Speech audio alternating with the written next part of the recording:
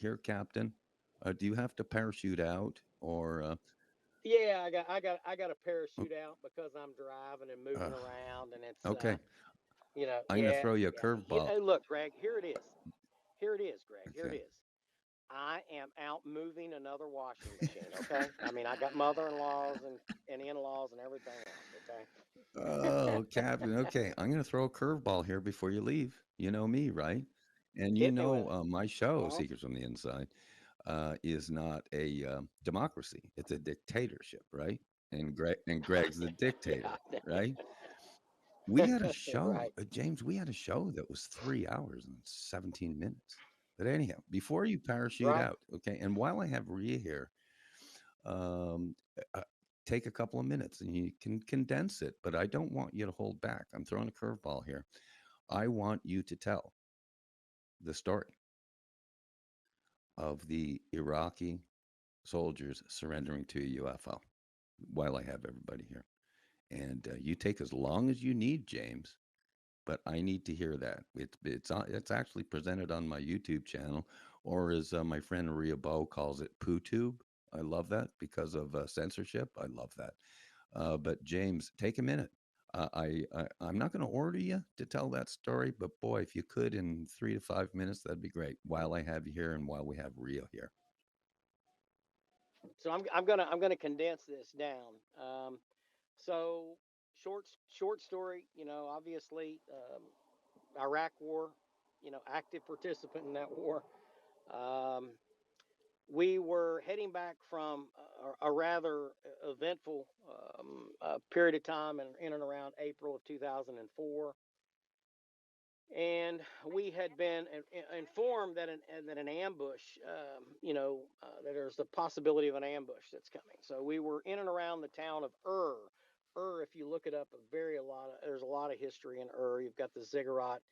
You actually have a great World War One um, British UK monument that's there as well, Rhea, and it's close to the ziggurat, and a lot of fantastic history there. And as we were heading out back from Baghdad, northern Baghdad, we started to come into the town, and as we came in, we were prepping for what we thought would be an ambush, and what we ended up seeing was two gentlemen frantically, waving their hands and getting on their knees. I mean, it was almost reminiscent to some of the surrendering that I saw in the first Gulf War, but I had never seen anything like it in this war.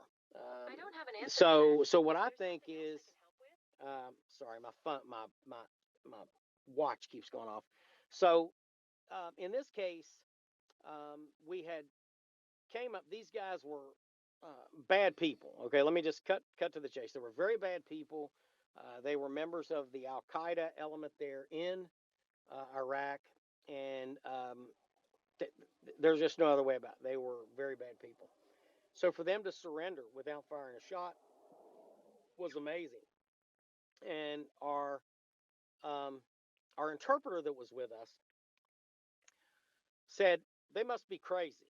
And I said, well, what are they saying? They're screaming that a green light and a silver lights had come out of the sky that they'd set up, and they had 30 of their friends that lined up to ambush us.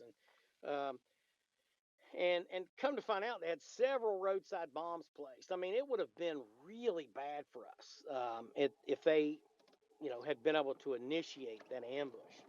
He said, but they're saying these lights came out of the sky and chased them, and that there was this huge windstorm that it just came down like a funnel of dust and like a tornado, and sucked people up out of their shoes. I'm not kidding you. They were very distraught. Um, and as we continued to talk, and as we brought them back in, and we went through the whole interrogation process, they had claimed that they had set up the ambush right near, in and around the town of which was at that time was considered kind of a safer area, and that their whole intent was to ambush and destroy our convoy, and our convoy was nothing but gun trucks, and we were coming back down from up north doing our thing up there, and we created we created a bad well, it's a good reputation for us, but a bad reputation for the enemy, and and literally their whole goal was us. And but they claimed, and again, this is a short and condensed version, that these lights came out of the sky and came down, and basically they couldn't speak, they couldn't move. They said that these figures, that they turned into this cigar shaped figure and started to speak to them and told them, you must stop what you're doing. You will not see paradise if you continue to do what you're doing. And so, if you remember, most of radical Islamic terrorists believe that if they killed in jihad against, people like us, the infidel, that they would somehow get an automatic ticket to paradise. Whatever this was that approached them in and around the ziggurat told them that's not the case. You're not going to go to paradise. You are going to burn in hell if you continue what you're doing.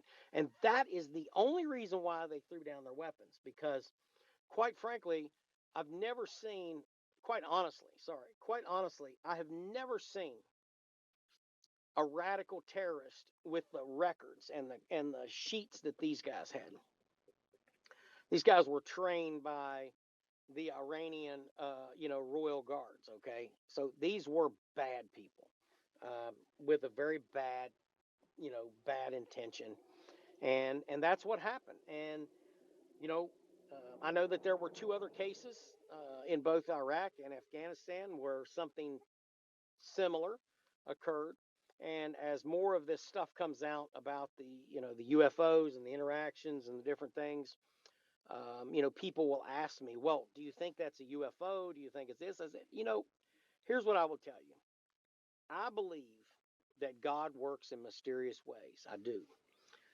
And it's obvious that God did not want me or my men to die in that desert, because when we went back to investigate the area, there were weapons strewn all over the place.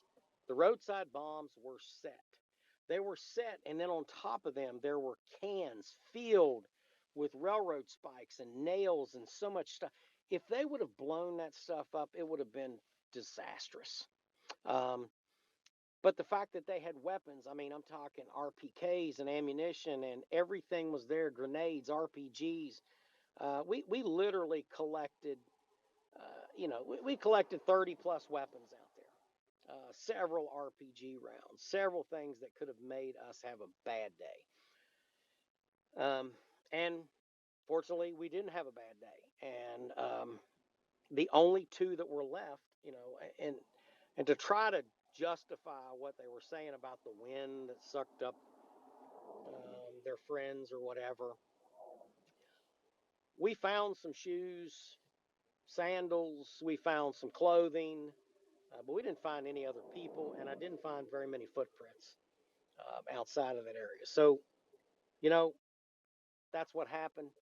I was there. We seen it, and my soldiers and I, since that day, we talk about it from time to time. But um, you know, since that time period, I can tell you that I've been involved in several different things that probably should have killed me, but didn't. So, me, I think we were touched by an angel. I think that we were blessed. I'm a believer in that. And other people think it's a UFO, somebody from outer space. I don't know, but whatever it was, I'm thankful for it. So that's it, Greg. Took a little bit longer than I wanted to, but there you go.